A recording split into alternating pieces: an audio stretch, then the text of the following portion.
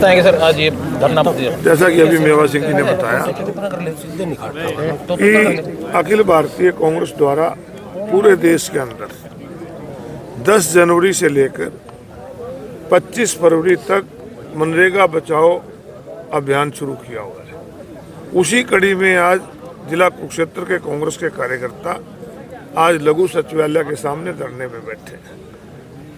एक समय था जब बहुत मंदी का दौर था, उस समय कांग्रेस पार्टी द्वारा इस देश के अंदर मजदूर को मजदूरी मिले और विशेष रूप से ग्रामीण अंचल में रहने वाले एससी, बीसी और महिलाओं को रोजगार मिले। 100 दिन के रोजगार गारंटी का बिल लाकर लोगों को रोजगार दिया।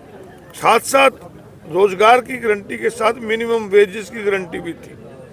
परंतु अब जो है ये सरकार उसे खत्म करना चाहती है। कहने को कहते हैं कि 125 दिन का रोजगार देंगे, गारंटी एक दिन की भी नहीं। इन्होंने तो कहा था 2 करोड़ लोगों को रोजगार देंगे, मिल गया क्या? इन्होंने कहा था कि 15 लाख रुपये हर आदमी के खाते में आएंगे, आ जाएगा क्या? तो ये हमारी जो मांग है कि एक तो इसमें गारंटी होनी चाहिए, दूसरा मिनिमम वेजेस की गारंटी होनी चाहिए, और तीसरा इसको पंचायत के थ्रू जैसे मेट के थ्रू कराया जाता था उसको कराना चाहिए। ये सरकार लोगों को आत्मनिर्भर नहीं बनना देना चाहती। ये चाहते हैं कि 5 किलो अनाज लें और पेट भरें, लोग आत्मनिर्भर ना बने। ये चाहते हैं लोग इन पे निर्भर रहें। परंतु एक तरफ तो ये भारत के विकसित की बात करते हैं, कहते हैं कि 2047 में विकसित भारत होगा, और दूसरी तरफ इस देश के अंदर 70% से ज़्यादा लोग बीपीएल में लाने का काम करते हैं। तो फिर विकसित भारत की कैसे करेंगे? ये विकसित भारत केवल चंद पूंजीपतियों के लिए ला रहे हैं। इस देश के नागरिक आज इतने परेशान हैं। विकसित भारत के बात करने वालों में आज हरियाणा प्रदेश तो एक संपन्न प्रदेशों में आता है। यहाँ पर पिछले दिनों 2 खिलाड़ी, आपके जो बास्केटबॉल के खिलाड़ी थे, पोल गिरने से मर गए, और विकसित भारत की बात करते हैं। आज आपके कुरुक्षेत्र के हालात ऐसे हैं कि आज कुरुक्षेत्र में लोगों को रोजगार नहीं मिल रहा, नशे की तरफ लोग जा रहे हैं। और हमारा एक पवित्र परम सरोवर है, वहाँ पर आप देखते होंगे कि लोग बाहर से आते हैं, उनके नहाने के लिए भी पानी नहीं है। इस प्रकार की व्यवस्था है। तो बुढ़ापा पेंशन भी काटी जा रही है। बुढ़ापा पेंशन को इन्होंने उसके इनकम से जोड़ दिया, जबकि बुढ़ापा पेंशन जो लागू होती है एक सम्मान, बुजुर्ग का सम्मान की पेंशन थी, भारी संख्या में काट दिए।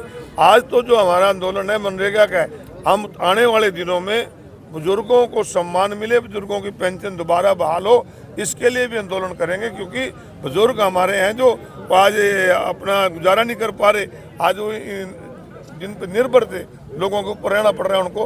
तो आज मनरेगा के आंदोलन के बाद जिला प्रधान जी से हम कहेंगे कि मैं एक बार पूरे जिले के कार्यकर्ताओं के साथ हम डीसी कार्यालय में धरना देंगे, ताकि मजदूरों की पेंशन मिले उनको। और इसके साथ साथ अभी 20 तारीख को हरियाणा विधानसभा का सत्र शुरू होने वाला है, उसमें भी बुजुर्गों की आवाज उठाएंगे, बढ़ते नशे की आवाज भी उठाएंगे, रोजगार की आवाज।